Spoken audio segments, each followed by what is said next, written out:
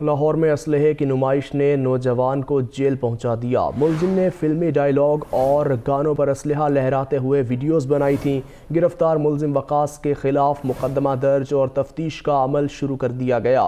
असलहे की नुमाइश ने नौजवान को जेल पहुंचा दिया। इसी पर बात कर लेते हैं, मलिक मुश्ताक हमारे साथ मौजूद है। मलिक मुश्ताक, अपडेट कीजिए। जी बिल्कुल, सिटी डिवीजन के थाना शादबाग की यह कार्रवाई है कि असले की नुमाइश करने वाले नौजवान को पकड़ लिया गया है कि नौजवान वकास शरीफ जो कि टिकटॉक बनाता था और असले की नुमाइश करता था और फिल्मी डायलॉग पर जो है असला लहराता हुआ पहले वीडियो बनाता और उसके बाद सोशल मीडिया पर अपलोड करता था।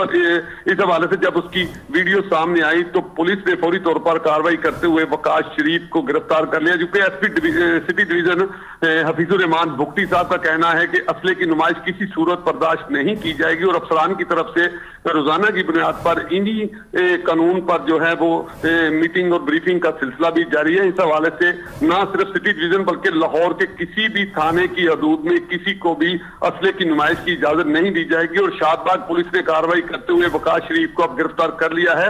उसके ऊपर मुकदमा दर्ज करके इन्वेस्टिगेशन के हवाले कर दिया गया है और उसको जो सजा है उसे दी जाएगी। जी मलिक मुश्ताक, आपका बहुत शुक्रिया।